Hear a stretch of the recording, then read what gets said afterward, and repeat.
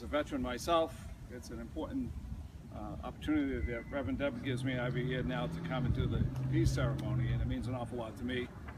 I have relatives that are in the service, and that we always hope they're going to come home and be safe. And we take a moment to recognize the need for us all to blaze this path of peace. I was saying to Reverend Deb just before I started that there's about 300 other ceremonies like this going on right now at noontime. 2 years ago, I was lucky enough to be asked to do the one at the United Nations as a delegate, and we started and 300 or 400 people gathered around it. It did make me a little nervous. As a delegate of the New Cemetery of New York and the Interfaith Temple of New York, I'm really honored to be here and do this. We started first by lighting the candle just to get us all in the center space. As Jesus always said, where there's darkness, let us so light. And I think we can all agree that there's an awful lot of light needs to be shown in this world.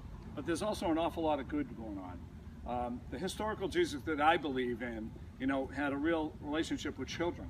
We don't hear enough about it, but when he met up there on the mount, he basically told the adults to, get back and let the kids come to me. And as a minister, I try to really look at that, because I understand, if we brought 5 or 6 year olds in this center space here, and they were for all different creeds and all different colors and all different sizes and all different shapes, they would get along just fine. And I think that what was being told of us then is not only suffer thy little children unto me, no, why don't you watch these little children, because that's what we're here to do. Part of what I like to do every year is I bring some water, because before we do our responsive prayer, water is the sustenance of life. We've got a chrysanthemum here. In the Japanese tradition, they would take the chrysanthemum flowers and break them up and throw them out on the water. And that idea of, forever, that the people that might have gone before us, they do it at Pearl Harbor, and they do it as a peace ceremony, so that we would remember not to ever do that again. And, I think that that's very important. But I brought the water here today because, I like, if you want, you can pour a little bit of water in it before we do our responsive prayer. We'll water. And this year in the drought that we're going on, plants need water. But, it gives us an opportunity to remember someone. I always like to pour some, and I'm doing so today in honor of my grandfather and my father, both veterans. My grandfather died in World War II. At the age of 36, Bourgeois, France. It took us 50 years before we finally got his combat infantry badge and his Purple Heart. And my dad just died a couple of years ago, and he too was a veteran of World War II. And my dad used to come to peace things with me, because he always used to try to reiterate to people that veterans know more about peace and want to know more about peace than anybody else. Because we send young guys to war, and they come back adults. But peace is also about what's going on in our schools, what's going on everywhere else. So I'm poured some water for my grandfather and my father. I join anybody else who would like to pour some water into it, and we can then water the plants with that. The peace pole, there's thousands of them around the country and around the world. I have a friend, Fiona, that's in New Zealand, and her peace pole is pretty big. And their peace ceremony, they bring children out, and they, almost like a maypole, they wrap ribbons around it, and it's pretty cool. This idea of peace should not be elusive. And I think that between water and light and candles, it's very, very important for us to remember it every year. We take 15 minutes of our time away. Those in uniform, those not in uniform, those nurses, and so the aid workers that were killed the other day in a convoy. I mean, there's so many people that we have to be thankful for. With that in mind, we'll say our responsive prayer together. I'll say the italics are yours, and I'll do the other. Peace means the beginning of a new world. It means that nations are friends. It means joy to the world. Peace is quiet and calm. It rests. It is silence from a storm. It is love and friendship. It is the world's dream of dreams. Peace brings comfort and happiness. It brings bread to the hungry. It brings prosperity to the nations. It means the strong respect the weak, the great respect the small, the many respect the few. It is like spring after winter. It brings sunshine into the world. It is like sweet music after harsh sounds. I urge you to keep this, and there's plenty more if you would like them. We passed out some last year, and I still see them around campus at Peace Prayer.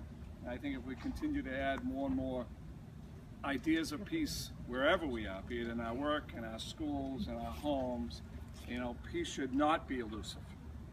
You know, peace should be the foundation of everything that we do.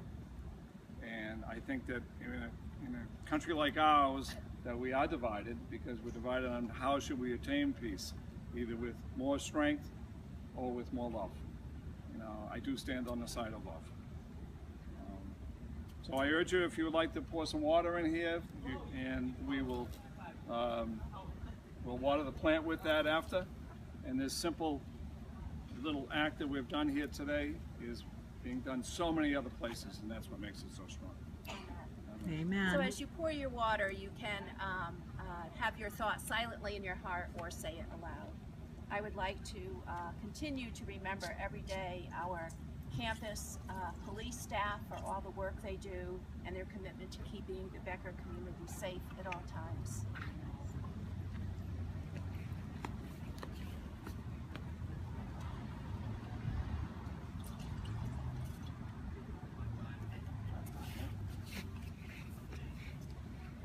This is for my dad who served in the war, as well as the Becker community.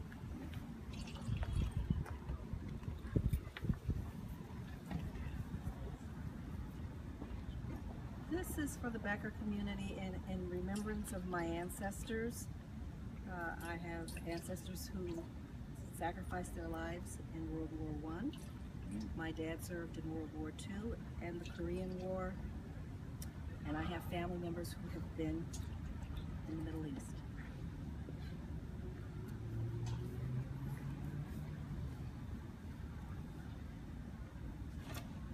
Just for peace. And that's what we're here for. Good enough. Just for peace.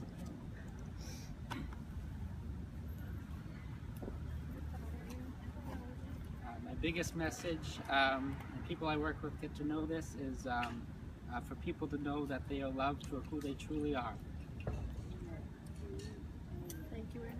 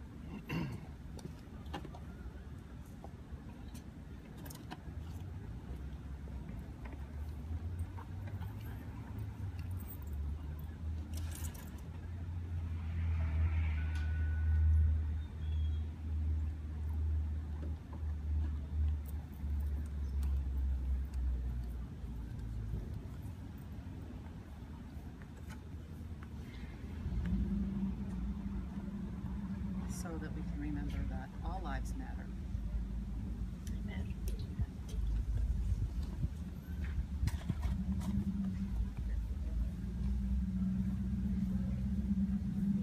To love and devote their lives to working toward peace.